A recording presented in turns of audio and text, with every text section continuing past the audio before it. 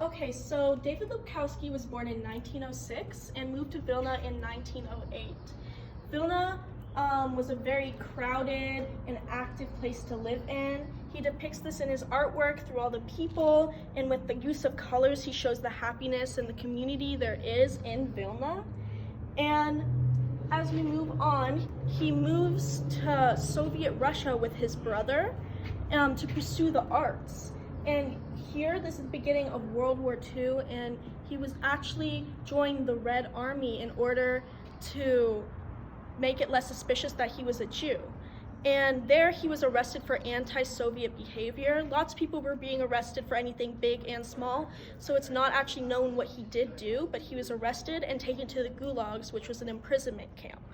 And there in the gulags, he became a tattoo artist, and he harnessed his abilities, his artwork, in order to survive. This is how he survived the Holocaust, because back in Vilna, the people of Vilna were being taken over by the Nazis and being killed.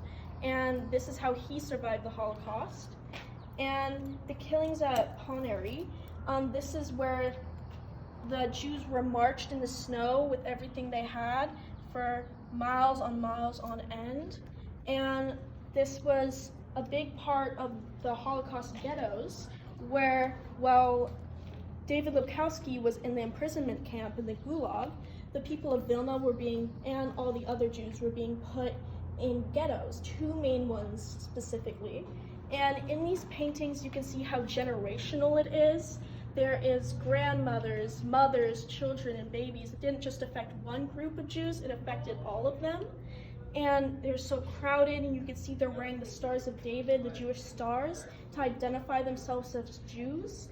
And it just really shows a big perspective of, a new perspective of the Holocaust from David's perspective. And once he gets out of the imprisonment camps, he goes back to Vilna, and he shows this destruction through his artwork, and he shows how in ruins the place is. And he starts focusing less on people and more on landscapes to show there's a new hope, and this hope is not in the individual person, it's in the place. And this is when everyone moves to Israel, and in Israel you can see that all of his new paintings are now colorful again. They're bright, and they show the hope and the happiness behind Israel. And as you can see, it's less on the person and more on the place. And in the flower painting, you can see how bright and colorful it is going after the Holocaust.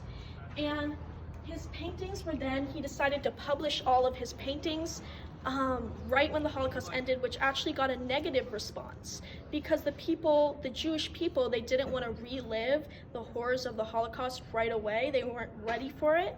So David Labkovski, he wants his paintings to be used as a stepping stone for the future generations to educate and inspire other people to stop the spread of anti-Semitism, and that's what the David Labkovski Project is.